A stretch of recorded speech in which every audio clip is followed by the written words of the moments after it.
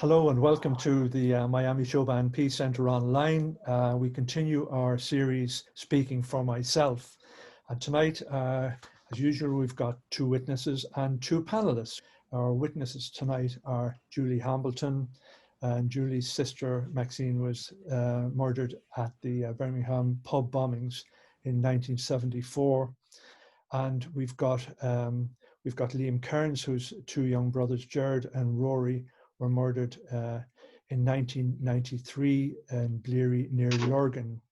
Eugene Reavey is in Whitecross. If we don't stick within the rules, Eugene will pounce on us very, very quickly.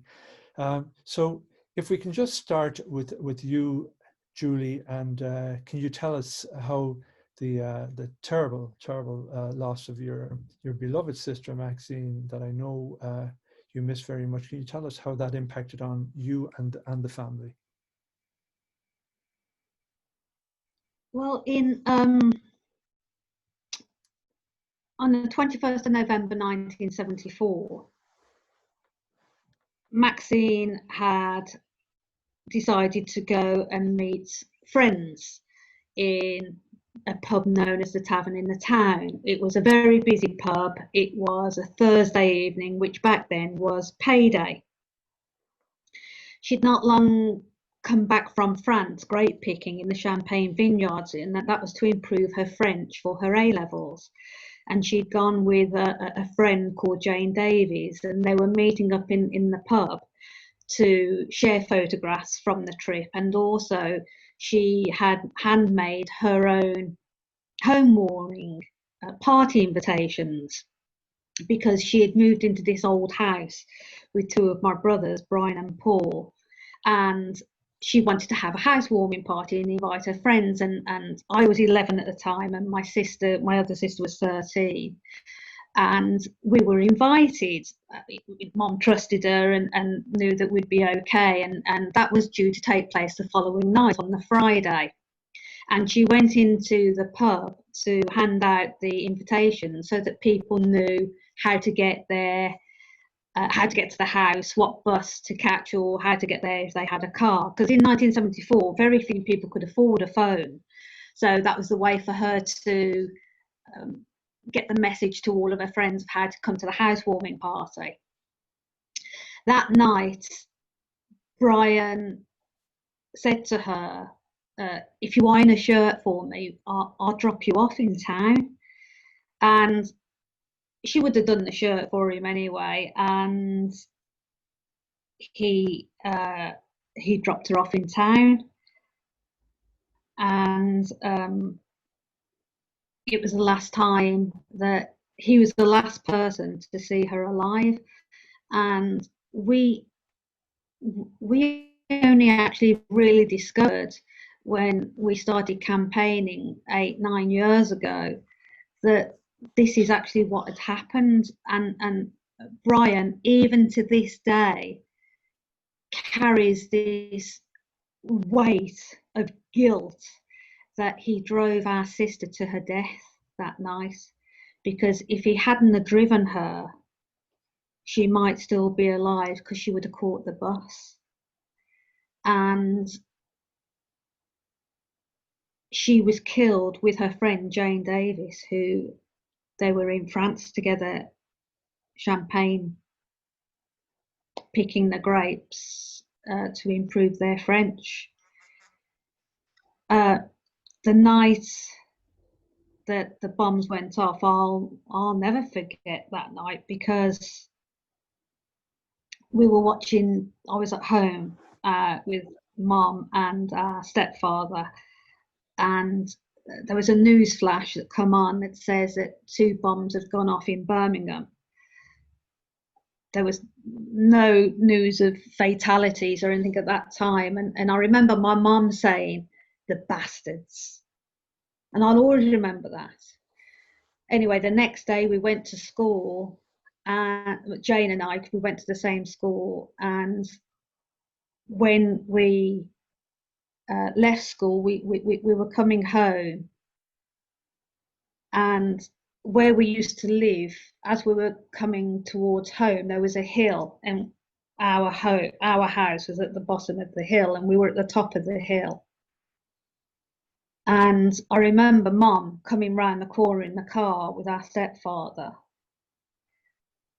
and I'll always remember she waved, and she had a smile on her face, but it was a strange moment. It was, you just didn't see Mum and Frank at that time of day. Anyway, we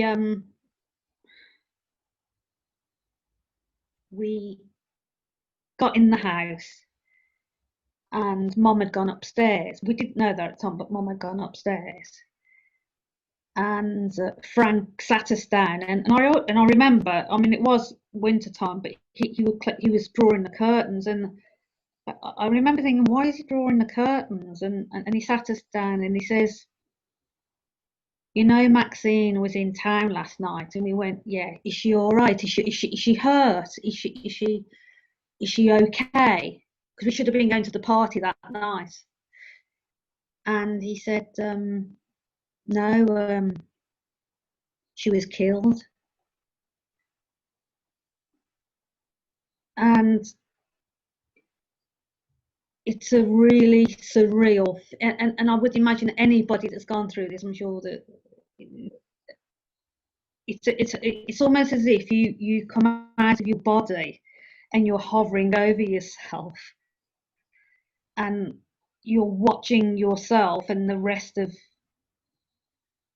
your family go through this horrendous trauma of loss. And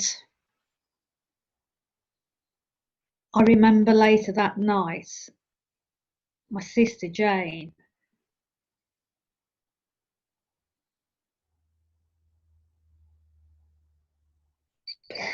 she just started squealing, screaming at the top of her head, squealing. And I don't know whether it was Mum or Frank, but they had to slap her across the face because it was shock, an absolute shock. And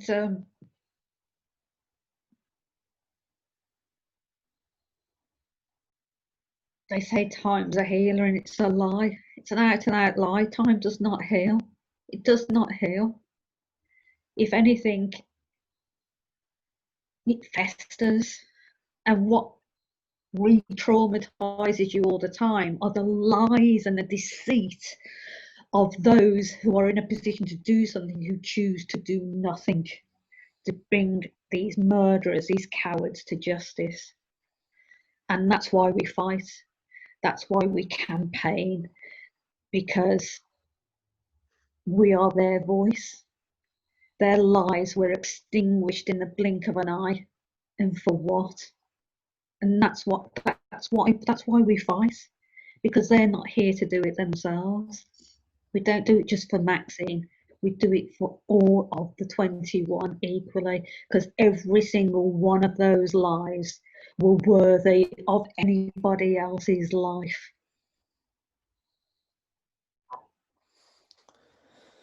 Julie, it's very, very difficult, even now for you. It's very difficult even to see your pain like that. We often say in TARP that you don't have to die to lose your life. And Eugene and I know only too well from talking to other people that have been affected like that, that it changes your life, it takes your life, because you spend the rest of your life trying to make sense of it and then trying to perhaps get justice. Or so we're very, very grateful that you spoke to us here, and we'll just ask Liam to tell us about the terrible loss of his two brothers. Liam, whenever you're ready, please. Well, Stephen, where I come from, there was a little small rural area just outside Lurgan, County Armagh. It's known as the Slopes, Bleary, and very mixed area. They're both Protestant and Catholic, like, you know. We were very much a very simple, ordinary family, 5 children, mother and father, and we, what do you call it, just went about our business. We're into the GA, we're into hurling, we're into football, into the music, things like that there. And what happened was, just, well, a wee bit about Gerard and Rory was Gerard, he was the eldest of our family, and he was 22 at the time. He was big into cars and driving lorries and things, like a very quiet fella, very shy, very unassuming fella, but he was the leader of our family. Like, you know, you wouldn't have crossed him either. A real nice guy. You know, Rory, on the other hand, was totally different. He was 18 at the time. He was the life and soul of the party. He was just loved to live for life. He just loved having the crack, the fun. Everybody loved to be in his company because they knew they were going to get a laugh and good crack, you know. The 20th of October, 1983, all our lives changed for the worst. It was my youngest sister's 11th birthday. And as birthdays go, my mother always made a big fuss about all of us. And she put together a little party. So she did, in around about tea time, just after we had our tea. And we had the balloons and cake and all of that there, and the sweets and the 100 photographs, you know, that usually come after these things. And yeah, with just normal birthday that night. What happened then? My mother and father then, they went to the Irish language class shortly afterwards. And what I done was I went to my neighbour's house, which is about 50 yards down the road. I went there and to play computer games that night. And Rory and Gerard went into there, into the living room to watch the TV, and Roshan stayed in the kitchen. A few minutes later, 2 gunmen come bursting through the door and looked at Roshan sitting on the couch, and they went like that for her to keep quiet. And they walked in and shot Rory and Gerard point blank range. So they did. What happened afterwards, as Julie described there, was you're transported into a complete living hell. There's no other words to describe how it is. It's complete devastation. And as I say, my parents come home that night till a house that was just completely ruined. They get into the house later that night there to hold Rory and Gerard for the last time. They were lying dead on the floor. What happened after that, like, we all as a family had to go into like therapy and things and go and see shrinks and all of that there. It had an absolute detrimental effect on all of us. And we have never recovered. We never will recover from the loss of Gerard and Rory. And we just have started a campaign from a few short years after, because we were getting no headway with the police in the investigation. During the first investigation, the police tried to recruit my father as an informer, basically, by saying, listen, if you give us names of people, we'll give you the names of the boys that killed your boys. So they really weren't interested in investigating Gerard and Rory's death at all. And so we took it then to the next level, which was Nuala Lone, which is a police ombudsman. And they had done a whole internal investigation into Gerard and Rory's death, and they never told us nothing. We ended up doing more investigating for ourselves rather than them, and it was a complete botch job, and they really didn't really have any interest. They said there was no collusion, and as we all know, there was.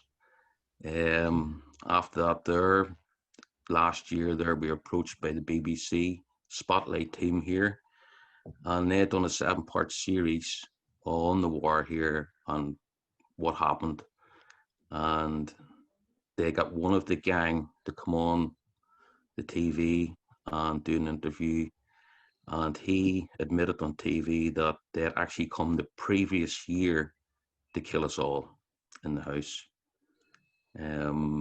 They didn't go through it. They aborted it then because there was a helicopter in the sky. And he later revealed that everybody that was involved in that gang in the murder triangle, which we were part of that whole area, were all state agents. They were all paid by the British government. So we have now taken court proceedings, and we're looking for a full public inquiry, and that's where we are up to date. Thanks for that, Liam. Thank you, Liam. Before we go over and speak to our panelists, just to clarify something, Liam, when you mentioned that there was the police ombudsman, Nuala Lone, she did a report into that, but I believe that recently she has, because of new evidence, she has says that she'd be happy to revisit it again. Is that correct? That is correct. She openly come on to the BBC Spotlight programme, and she said that she was given that evidence at the time that she would have had a different outcome. I'm not so sure. No matter what way they done, they just weren't for giving us the information. It took a BBC Spotlight journalist team to give us more information than all the detectives we have talked to down the years, and we have talked hundreds and hundreds of hours of investigating with them, and they give us nothing. No, it's absolutely terrible that they're getting away with this, and we're all in the same boat. They do not want to give us the information. So there are definite parallels between your frustration and Julie's frustration Absolutely. with regard to that. So we're going to speak to our panelists that have been listening to this. We'll speak to Joe Dover. As we go back a long way, Joe, we've been on the European scene, and especially a very, very memorable meeting that we had in Warrington. When you ran a residential there. I'll never forget it. I've written about it. You've been listening to both Liam and Julie. The terrible thing is the frustration that they haven't been helped by the authorities and by the people who should help them. What do you think of that?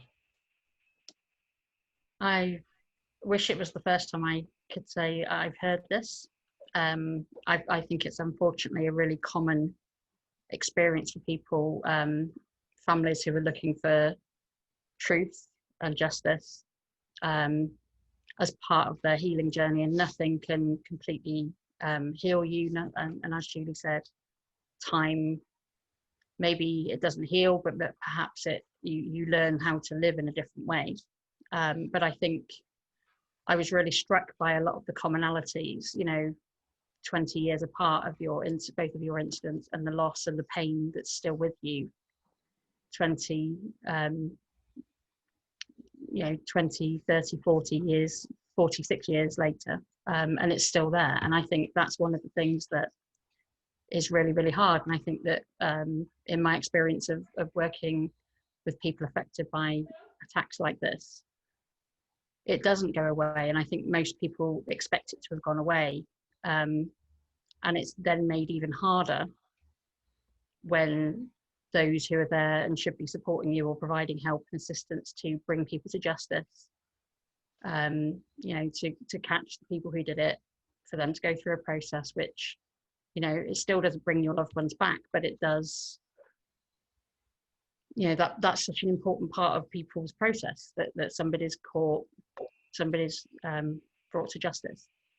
And in both of your stories, that's not only not happened, but it sounds like it's been effectively prevented from happening deliberately, which is an extra burden in trying to deal with what is already a horrendous experience that most of us don't have to go through. So yeah, it's a really, I don't know why this seems to happen. I think it's not just the Troubles. I think it happens in lots of different contexts, that that you hear, especially these days, you hear, we are going to do everything possible to bring these people to justice as soon as something happens. And it very rarely ends up being everything that's done to bring people to justice. And I think that's really, I think it's negligent of those who are victimized. I think that people are, you know, they've been through some of the worst things that humanity has to offer. We should be giving the best of humanity and providing support and providing information and providing, you know, access to justice. And in both cases, and I'm really humbled to have listened to both of you and been witness to your continued pain. And I'm sorry for the loss of your brothers and your sister. But I'm also sorry for, as Stephen said, you know, the impact that's had on the rest of your life. It's not just the loss of that person who's no longer with us, but it's also the impact that's had on you and your families. We all know that it's very, very costly to try to get justice. The people that obviously Julie and Liam are fighting have endless resources, and they can hire the best. So, you know, the obvious thing is that you're going to run out of money, or people who are helping you can't keep on helping you forever. Is there another way to fight? Can you say take your case to the media? Can you? In many of our cases, we've gone to America. We've tried to shame these people into giving justice, or at least some kind of semblance of it.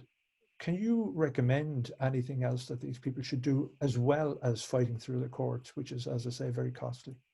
Well, I mean, I wish I could come up with an answer, because I would love to have been able to help with that. I haven't seen it work in many circumstances, and I think many people who are victimized have had to, on so many occasions, had to use the media in order to garner support, to try and shame processes. And sometimes it works and sometimes it doesn't. And I think it, you know, unfortunately, it depends on lots of things. I watch in recent years, more recently, these two attacks with people in Britain affected by the attack in In Amenas in Algeria, and the families going through the inquests were not provided with support, and they didn't have access to legal aid. And I've just seen exactly the same thing happening with the Manchester arena attacks, and they haven't got the legal representation they need. The legal aid is not, it's only when it's deemed in the public interest, and I don't know what's more in the public interest than these kinds of events. It's shocking to me to see that. And I think, you know, I wonder, you know, the fact that even for things like some of the people I know from the 7 July attacks in London in 2005 had to utilise the media to get a memorial. And I think, Julie, you've been through similar processes to get the memorial in Birmingham. To, you know, you have to use all these other means, which it's unthinkable that most people, you know, those of us in the general public who, you know, listen and hear, we're going to do everything we can to support, to get access to justice, to catch these people, we'll never forget, we'll remember these people. And actually, the bigger fight that often is the case for those who've been victimised is to get that actual, you know, their rights are not being upheld, that access to justice is being denied. The memorials, having to fight for those kind of things constantly, that should actually be provided is shocking. And I know that you and Eugene also know this personally as well. And it's, I don't know what the answer is. I think, you know, we are living in a world where, you know, and I've watched, I'm afraid, sorry, Liam, I haven't seen what your experience has been until today, but with Julie, I've seen, you know, the use of Twitter and social media to educate people of something that happened, you know, 46 years ago. And to some extent, you know, I was listening to you earlier and thinking about how far the campaign has come since we met quite a few years ago now. You know, a lot's been achieved, and it's to your credits that you're in the positions that you are now. But it's still, in my view, quite appalling that you've had to use any kind of methods. It should have been something that should be offered should be investigated, should be put forward. And I think, you know, when it comes to acts of terrorism, war, conflict, there's other dynamics to these things that prevent those who are victimized from getting the access to justice and the support that they need. And it's not fair on those who've been hurt. And that's, you know, I wish I had an answer that could say, you know, you could try this and try that. I think that the sort of, the way I've seen it is the kinds of methods that you've had to use by, you know, getting public support, by going to the media, by being persistent and persevering. And as hard as all of that is, and I'm sure that the energy to keep doing that is really, really hard at times, and it takes over your whole life. But that's, you know, it has to still be in the public eye. You know, governments change, the politicians change all the time, and then you have to start again, getting someone else on board. It shouldn't be like that, but I think, you know, that determination to make sure not only are your loved ones remembered, but the lives of everybody else who's been affected by this are also dealt with, and the recognition of what's happened and what's needed. You know, it's a continual fight, and I think that's it's a travesty actually that you have to do that. And I really, really wish I had the sort of magic way of saying this is what you need to do. Unfortunately, I've seen it far too many cases, not just in our part of the world, but in others too. Thanks, Joe. Joe, you're an English woman in New York, and we'd like to go across to Maggie Scull because she's an American in London. Maggie, when we talk about the victims and in programs and trying to highlight these individual cases like this, most people listening to us or watching this will say, oh, these poor people, they can't get justice. But the truth is that it's not just for Julie, it's not just for Liam or Eugene or any of us. This is for the benefit of the people, ordinary people who could perhaps at some stage, in the not too distant future, be victims themselves. When I look at the television every night now, I see America in the same position as Ireland was in 1969. There's so many similarities. Do you notice those similarities, Maggie? Absolutely. When you don't have justice in one part of a society, you can't have justice in any part of that society. When someone is marginalized or someone doesn't get to have their moment, doesn't get to have that justice, you can't move on as a society. I mean, this is the sad part about us is we're thinking and living through a global Black Lives Matter movement. But Northern Ireland and the conflict there and the civil rights movement there was inspired by the civil rights movement that was happening in America at the same time or before it. So the States has this even longer period of just cyclical, having to be people pushed back, not having justice, pushed back, not getting the answers they need. And then it keeps coming up again because we don't have justice, and we don't have justice in a society, we can't move forward. And I think what's so interesting to me, and I want to say thank you to both Liam and Julie for speaking about this today. It's so important and it's so powerful to have these conversations, to be able to see these different parts of stories.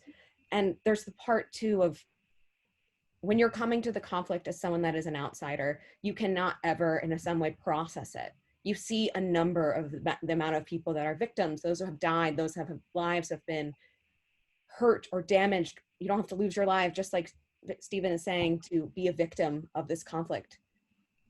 So what happens to me is these individual stories help to humanize those that we've lost, right? So Liam, you talking about how your brother Rory is this like larger than life character. I am a scholar of the conflict. I could not find that in a book. I could not go and look that up and just see these details about your brothers. Same with you, Julie, is the story you're telling about Maxine picking the grapes in the Champagne region to improve her French before she goes to study her A-levels is so powerful and moving to humanize somebody else, to make someone that's coming from the outside be like, that's just not another person. That is someone that I need to have that justice for. But at the same time, that's exhausting for those people that are left to campaign for their loved ones. Though it's exhausting and emotional, and the burden, just like Joe is saying, shouldn't really be on you. It should be on a just state and a just society that should be helping you, but it has to be on you. It has to be on you, and you're the people that have to have a social media campaign for someone that shouldn't have died in the first place, for justice that should have been easily and readily given to you. And that's where I think we as a society should be ashamed that we don't campaign and fight more for that justice, to fight more for those people, that we need to, in some ways, have someone humanize them for us so they're not just another number. They're not just another, as if we're making the example from the States, a Black man breaking up a fight, shot by police in the back with no weapon on him. We need to know the stories of individual people and share them. And I think that takes great courage and great perseverance, and we don't talk about that. A point I wanted to make is that I'd come to this conversation humbly as a scholar of this conflict, as I said, but so much of what was written on the conflict by the big history narratives that we have is written from a certain perspective. It's written from the perspective of, say, politicians or armed groups, and often the stories of those victims are the ones that are not included. And I think a lot of this is because scholars of the conflict don't want to include the emotion behind that, the emotion of loss and of grief, because how does that fit in their narrative?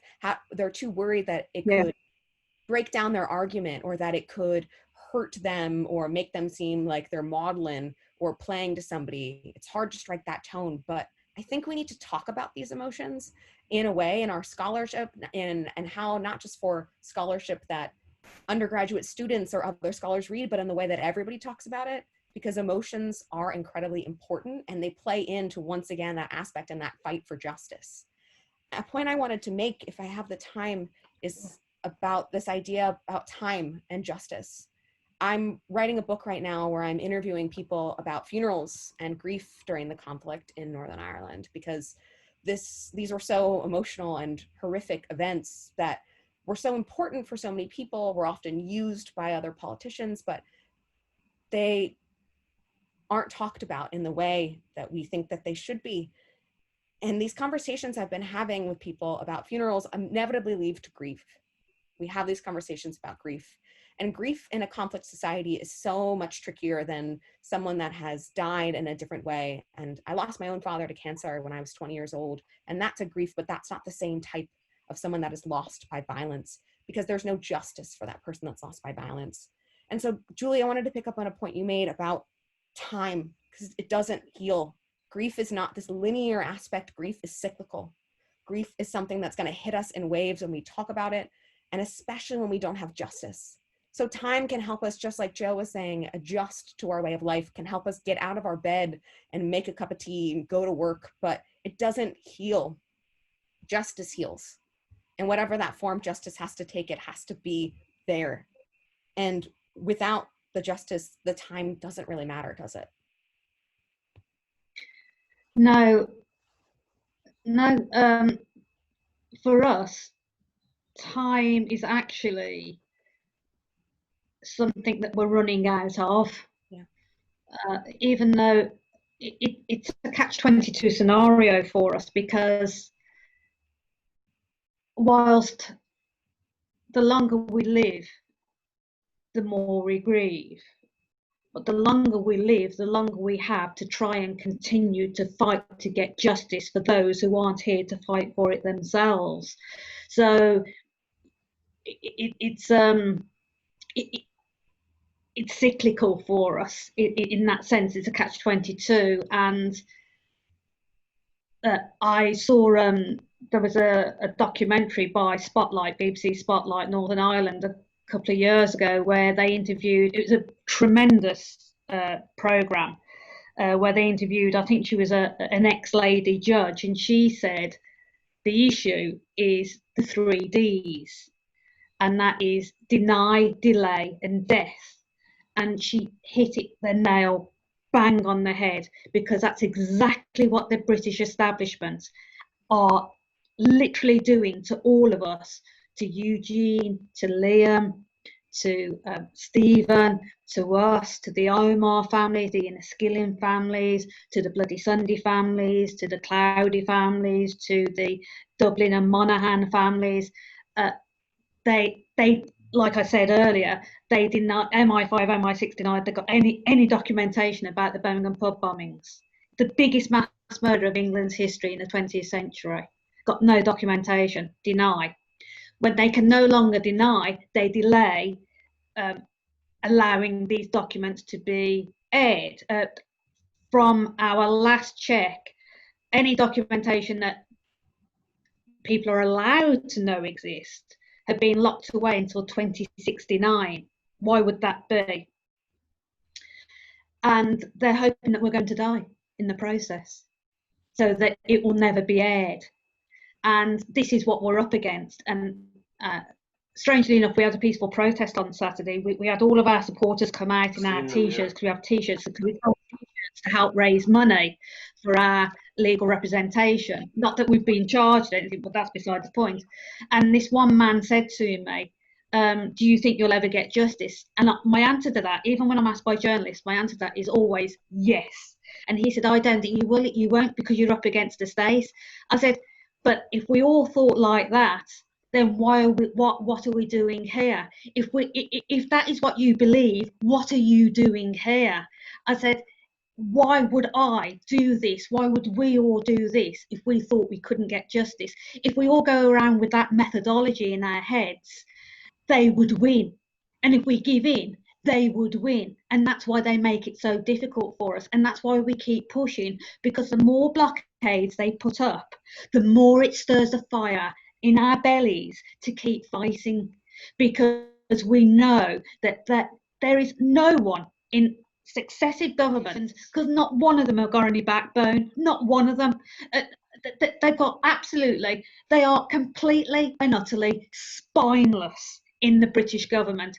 They always have been, and they will continue to be so until someone gets the guts to face them and say, right, this has got to be allowed to be aired where it is clear for all victims of terrorism. All victims of terrorism on both sides of the troubles, because you cannot move forward without clearing up the past. I agree with that. It's amazing. I'm sure Joe and Maggie, that you can see in the space of this short time, all the emotions that have come here, the terrible grief with Julie, and the anger, and they all sort of seem to exist at the same time, coexist. This is a terrible, terrible way to have to live. And I've had the privilege of meeting Julie's mother as well, and another woman that has amazing energy, that should be in normal life, should be enjoying her grandchildren or enjoying life, instead of fighting up to the age that she is. Can I ask Liam, what would you consider justice to be? What would justice be? Well, it's a pretty straightforward question. Not such a straightforward answer to that there, but justice for us, what we're looking as a family, and personally speaking myself, is for truth. We want truth, number one. We want to get as far up the chain as we can get the people that sanctioned Gerard and Rory's deaths, and that's where we're trying to get to. I said, going back to all your contributors here today, like the first thing that people need to do when we're in this situation here is to write their stories up. Their loved ones need to be known. They need to put a face. They need to know who these people are, who's ended up being murdered and killed in this awful conflict. So the first thing that people really need to do is to write it up, and then get to the point of where your solicitors, your barristers, that you can give it to the information to them so they can go and fight on your behalf. Absolutely, that is where we are.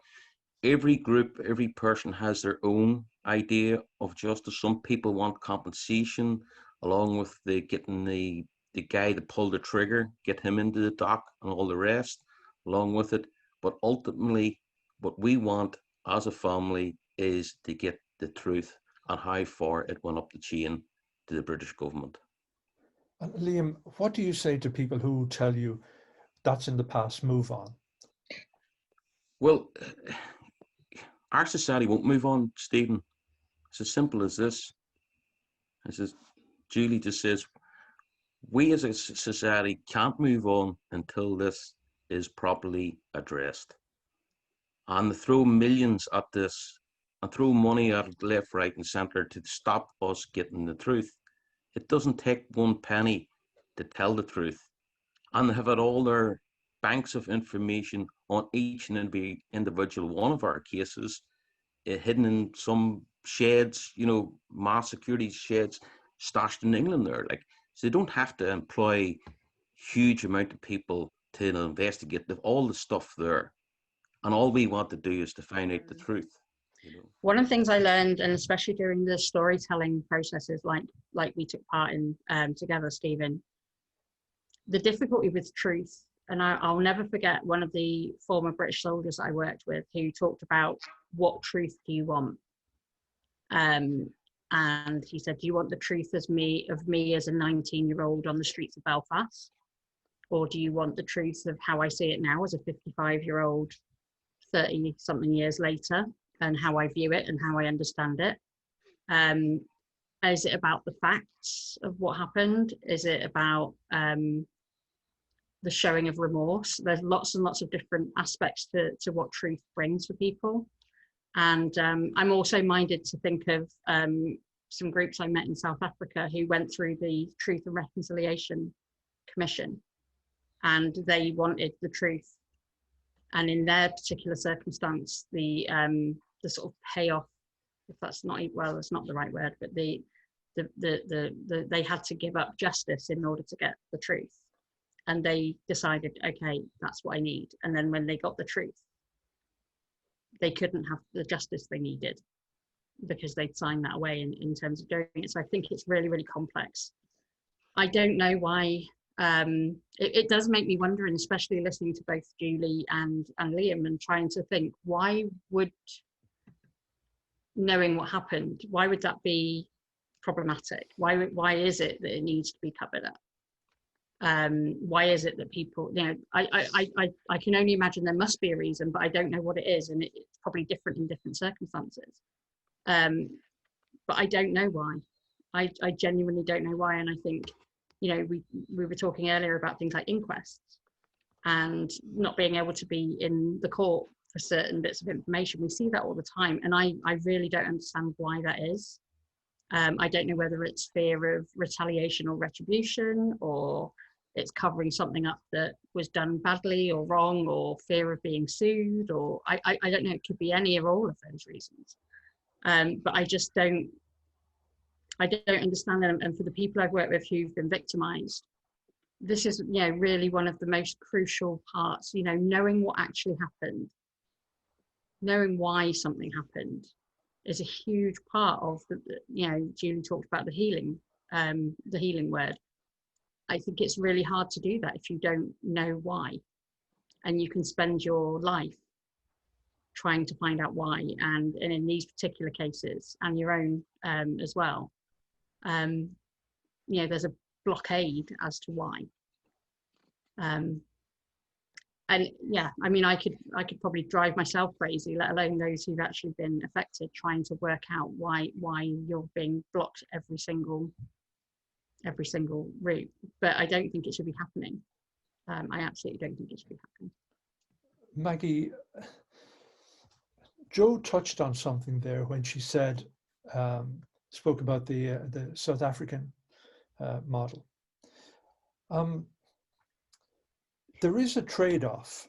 I think, Jo, you probably alluded to this. There is a trade-off that will tell you the truth, but you can't use it in court.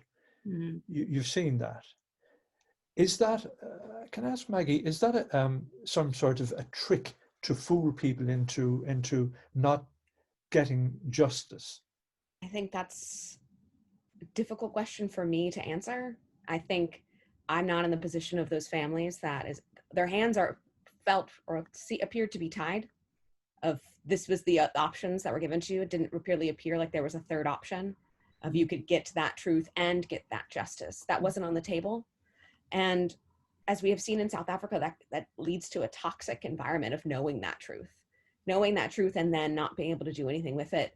And it makes people feel like even more powerless, even more that the tools to overcome what has happened to them are just snatched away. Mm-hmm. And I think it is a marker of a society that cannot be honest with itself when you can't allow truth and justice.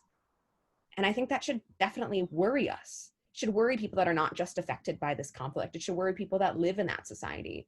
Because if you're seeing how some of the most vulnerable people are treated, what are they going to do to you? What if that day comes and it's you on the other end of it? And then you're thinking, oh, wait, we don't have truth and justice in our society. What do I do now? It's painful. It's not an easy thing to tell people just to overcome. You can't. And that's why I think it's so important for people to share their experiences, because it helps to, once again, humanize other people. I'm not just a statistic. I am a person. My loved one matters. I matter. And that's what's really important too, rather than the switcheroo of truth or justice. We need to fight for both. Eugene, this is a fabulous conversation tonight. The fight that the victims are fighting today is for the children and their children's children. If this is allowed to go unchecked, or if people don't know about this, as they say, we're doomed to repeat these things. Legacy is a big problem, and have kicked it around in Stormont for years and years. But there's only one thing holding everybody back, and that is the truth. Now, you alluded to it, Stephen, the other day when you said, when you go into court, you have to swear on the Bible. I swear to tell the truth, the whole truth, and nothing but the truth. But the last thing that the authorities want is the truth. They want anything, only the truth. And I would like to get my own case settled, and everybody else's, like Liam's and Julie's. They can't not let people go to their graves and not tell them what happened, because all these cases are going to be passed on then to another generation. They think that if the delay, deny, and death is going to work, it's not going to work, because there's another generation coming up, and they can look at it in a different light. I can't see it properly because I'm too involved in it. Liam is the same. Like he came back and his brothers were lying dead. I know what that's like, Liam.